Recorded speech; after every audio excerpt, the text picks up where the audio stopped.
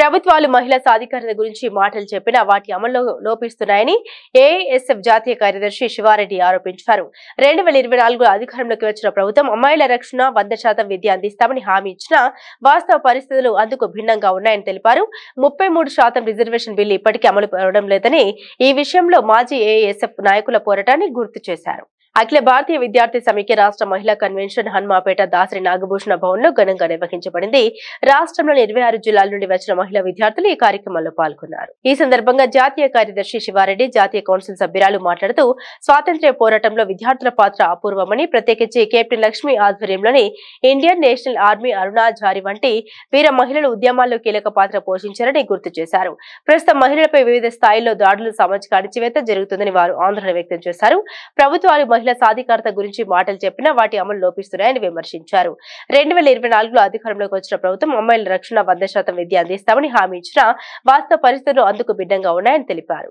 ఈ రోజు స్కూల్ స్థాయి నుండి ఉన్నత విద్యా స్థాయికి మహిళలు అడ్మిషన్లు క్షీణిస్తున్నాయని, +1, +2 దశలో 20% మాత్రమే కాగా డిగ్రీ స్థాయికి అది 30%కే పరిమితమైపోతుందన్నారు. అలాగే 33% రిజర్వేషన్ బిల్లు ఇప్పటికీ అమలు అవడం లేదని ఈ విషయంలో మాజీ ఏఐఎస్ఎఫ్ నాయకుల పోరాటాన్ని గుర్తు చేశారు. ఎస్సీ, ఎస్టీ, బీసీ మహిళల హాస్టళ్లలో సౌకర్యాల కొరత వల్ల విద్యార్థులు ఆరోగ్య సమస్యలతో బాధపడుతున్నారని, శానిటరీ నాప్కిన్ల సరఫరా వంటి అవసరాలు కూడా తీరడం లేదని తెలిపారు.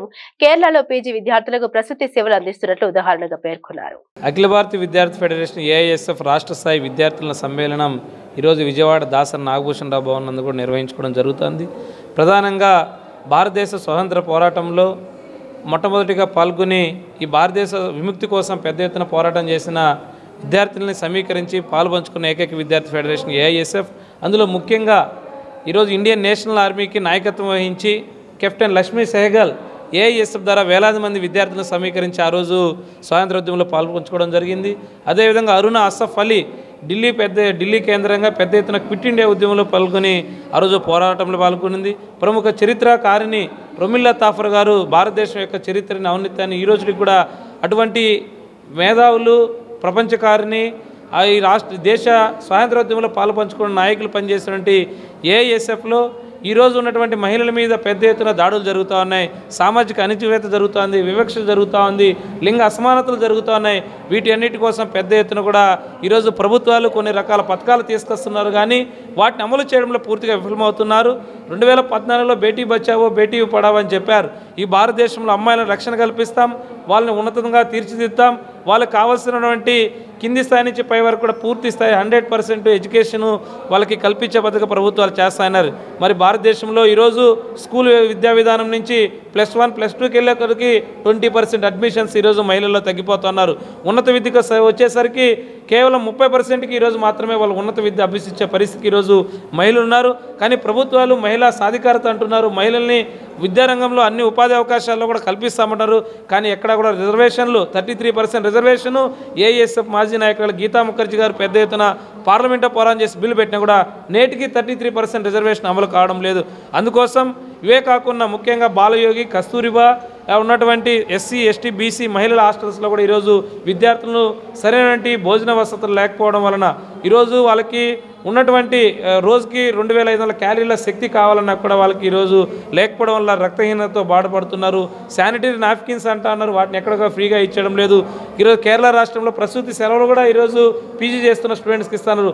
ఇటువంటి పరిస్థితుల్లో ఈ రాష్ట్రంలో ఉన్నటువంటి విద్యార్థులు కూడా రావాల్సినటువంటి హక్కుల కోసం, లింగ అసమానతల మీద న్యాయం కోసం, సమానత్వం కోసం పెద్ద ఎత్తున పోరాటం చేయడానికి, దాని భవిష్యత్ కార్యాచరణ చేయడానికి కూడా ఈరోజు ఏఐఎస్ఎఫ్ విద్యార్థుల సమావేశంలో చర్చించి భవిష్యత్ కార్యాచరణ తీసుకునే సందర్భంగా తెలియజేస్తా ఉన్నాం. ప్రీతి, ఏఎస్ఎఫ్ నేషనల్ కౌన్సిల్ మెంబర్. ఈరోజు విజయవాడలో ఏఎస్ఎఫ్ గర్ల్స్ కన్వెన్షన్ జరుపుకుంటున్నాము. ఈ కన్వెన్షన్ గర్ల్స్కి సంబంధించిన అంటే ఎలాంటి ప్రాబ్లమ్స్ ఫేస్ చేస్తున్నారు, ఆ ప్రాబ్లమ్స్ నుంచి అంటే గవర్నమెంట్ ఎలాంటి ప్రాబ్లమ్స్ ఫేస్ చేస్తున్నారు, గవర్నమెంట్ ఎలాంటి గర్ల్స్కి సంబంధించిన స్కీమ్స్ ఉన్నాయి, అండ్ మెయిన్గా ఇక్కడ అంటే చాలామంది అన్ని డిస్ట్రిక్ట్స్ నుంచి గర్ల్స్ని గ్యాదర్ చేసి గర్ల్స్ ప్రతి డిస్ట్రిక్ట్ నుంచి కావచ్చు, టౌన్ లెవెల్స్లో కావచ్చు, ఎలాంటి ప్రాబ్లమ్స్ ఫేస్ చేస్తున్నారు, ఏ స్కూల్స్లో ఫేస్ చేస్తున్నారు, అవన్నీ అన్ని డిస్ట్రిక్ట్స్ నుంచి వచ్చిన గర్ల్స్ కామ్రేడ్స్ నుంచి తెలుసుకొని వాటిని ఎలా సాల్వ్ చేయాలని చర్చించుకుంటాము. ప్లస్ అలాగే గవర్నమెంట్ రావాల్సిన గర్ల్స్కి సంబంధించిన చాలా స్కీమ్స్ సరిగ్గా రావట్లేదు. అంటే అవి పెట్టినా కూడా టయానికి ఇవ్వట్లేదు. అండ్ కొన్ని స్కీమ్స్ అనేవి తీసుకొస్తున్నారు కానీ అవి అంటే అది జరిగిన తర్వాత తీసుకొస్తున్నారు. అలాంటి అంటే కొన్ని ప్రాబ్లమ్స్ని ఆపాలంటే చాలా అవేర్నెస్ జనాలకి ఇవ్వాలి, అలాగే పేరెంట్స్కి ఇవ్వాలి. సపరేట్గా పేరెంట్స్కి పిల్లలతో ఎలా ఉండాలి అని చాలా అవేర్నెస్ కూడా గవర్నమెంట్ నుంచి సొసైటీకి కావచ్చు, సపరేట్గా పేరెంట్స్ కావచ్చు, టీచర్స్ స్టూడెంట్స్ ఎలా ఇన్వాల్వ్ అవ్వాలా అనే కొన్ని అంటే సొసైటీలో ఫేస్ చేసే ప్రాబ్లమ్స్ అంటే బాయ్స్ నుంచి కావచ్చు, కొన్ని హరాస్మెంట్స్ ఇలాంటివన్నీ ఎలా ఫేస్ చేయాలా, లేదా అలాంటి జరిగితే ఎలాంటి సపోర్ట్ తీసుకోవచ్చు గవర్నమెంట్, అలాంటివి అన్నీ గవర్నమెంట్ ఒక అవేర్నెస్ పిల్లలకి ప్రొవైడ్ చేయాలా. పిల్లలకి కావచ్చు, స్టూడెంట్స్ కావచ్చు, టీచర్స్, ఫ్యామిలీస్ అందరికీ, పేరెంట్స్ కావచ్చు, అందరికీ అవేర్నెస్ ఉండేటట్టు చేయాలని కోరుతూ థ్యాంక్ యూ.